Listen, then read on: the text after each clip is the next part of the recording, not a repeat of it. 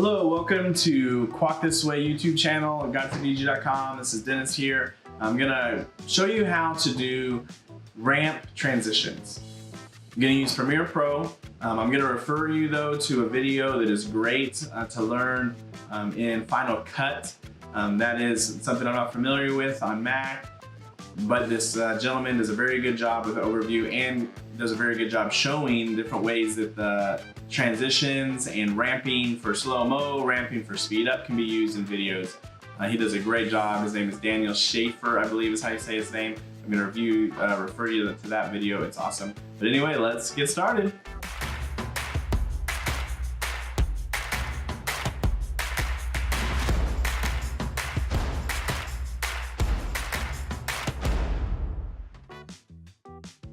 So I am using Premiere Pro CC 2019.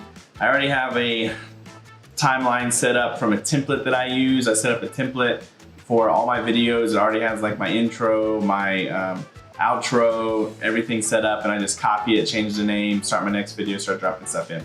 So I'm gonna first drop in, I already have a bin with some videos. I'm gonna drop in my first video that I filmed the other day. I filmed this at 60 frames per second.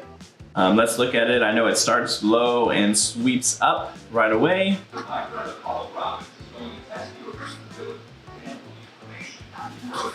Perfect, so now I know that's the part that I want. So I'm gonna go back.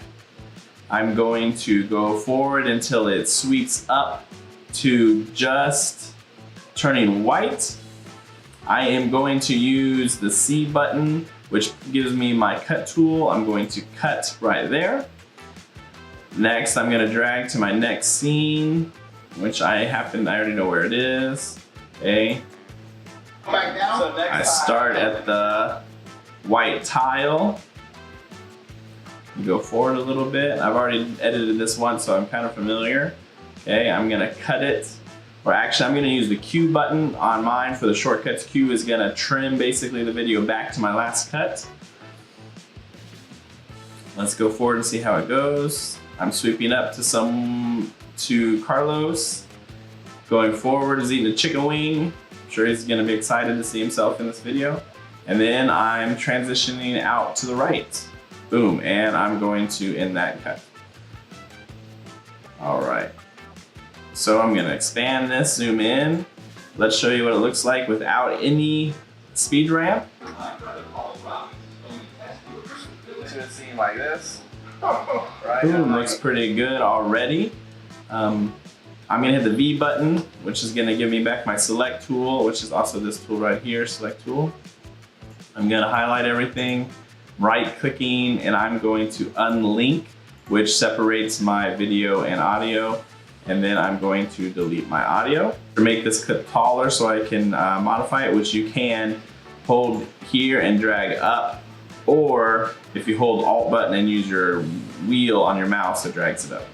So by default, you have a line here, and this line is for opacity, but if I right click that FX, come to time remapping speed, right click, time remapping speed, now this line is for speed. So if I hold Control, it gives me a plus sign on my cursor, or if I hit the P button as shortcut, it brings me to a add point tool. So I'm gonna add a point on that line, I'm gonna add a point on that line, pick my V button again, give me back my select tool. I'm going to separate these.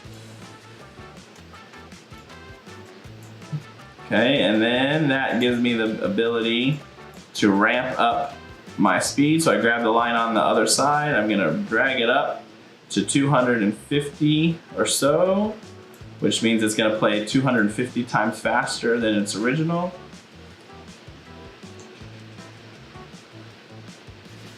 250 so, and even on the back side I can drag this down. I shot it at 60 frames per second, and my timeline is set up for 24 frames per second, which means I could go down to as low as 40%, and that would work. And so let's recap here. Let's play it forward. Boom, and it looks pretty good. So you do that for each clip. Another thing you can do is add some audio. Let's add a transition, a sound. I zoomed in a little far. Let me center this bad boy. Boom, play it again.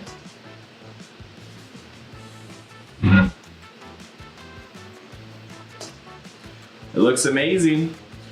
So that's as easy as it is. You do that for different clips. You just keep track of your cuts or when you're shooting. You have to plan a little bit when you're shooting. So if I do one roll, I sweep from left to right.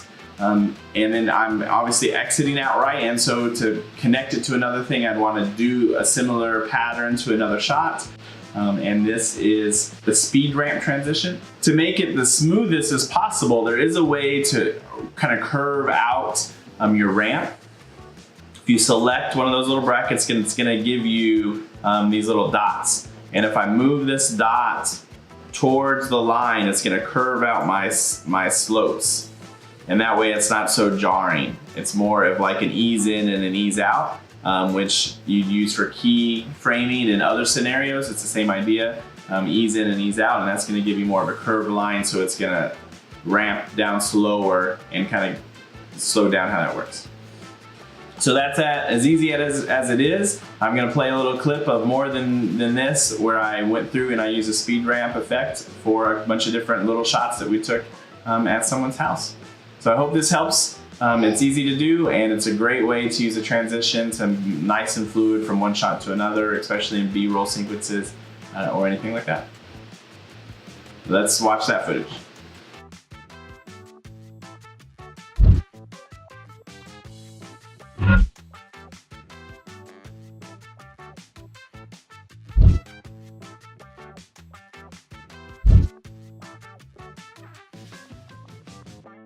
See, looks pretty good. Put some music to it, give you swish sounds for the movements, and it can make a B-roll sequence look a lot better.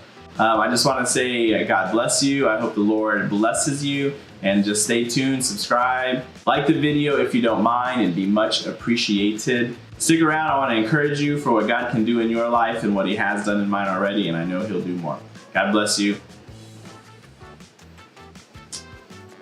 I say a lot.